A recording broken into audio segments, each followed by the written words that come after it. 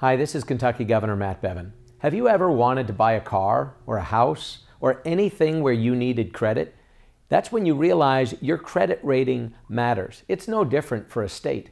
Kentucky is one of the worst credit rated states in America. Every single credit rating agency has us in the bottom 5, some even lower than that. That is not good. That means we have a limited amount of money that we could borrow, and if something happened in an emergency, where could we go if nobody would lend us money?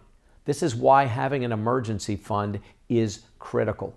What if we were to have a bridge collapse like we had just a few years ago when a barge hit it? What if we were to have the types of tornadoes that have struck our state year in and year out over the years that have caused at times incredible damage? What if we were to have the types of floods, not even like we had in 1937, but some that we've had just in recent years?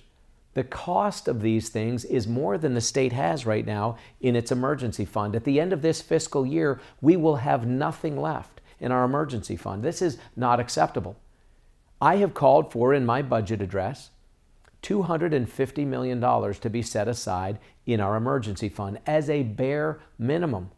And by bare minimum, I mean that is really not even close to being enough. It should easily be double that. Let me put that in perspective. $250 million sounds like a crazy amount of money.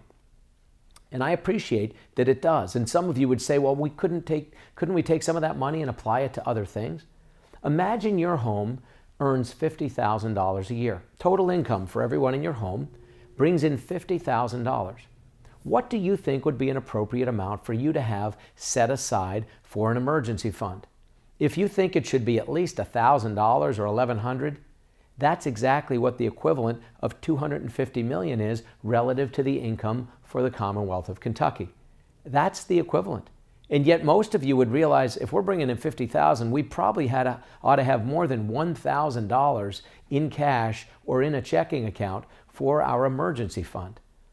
The reason you're thinking that is because you're being prudent and you're thinking about what would be best for your family. We have to think about Kentucky the exact same way. In reality, you probably, if you're making $50,000, should have $2,000 or $2,500 set aside in an emergency fund. That's why in reality, Kentucky should have more like $500 or $600 million set aside in an emergency fund. I'm simply calling for $250 million, half of what it should be, but a whole lot more than the zero that we're going to have at the end of this fiscal year. It's inappropriate, it's fiscally irresponsible, it's dangerous if we have zero for an emergency. We don't know when an emergency might strike. We have to be prepared. Our credit rating agencies have not given us the luxury of being able to borrow at affordable rates because we have not managed our house historically in a financially prudent manner. That is starting to change.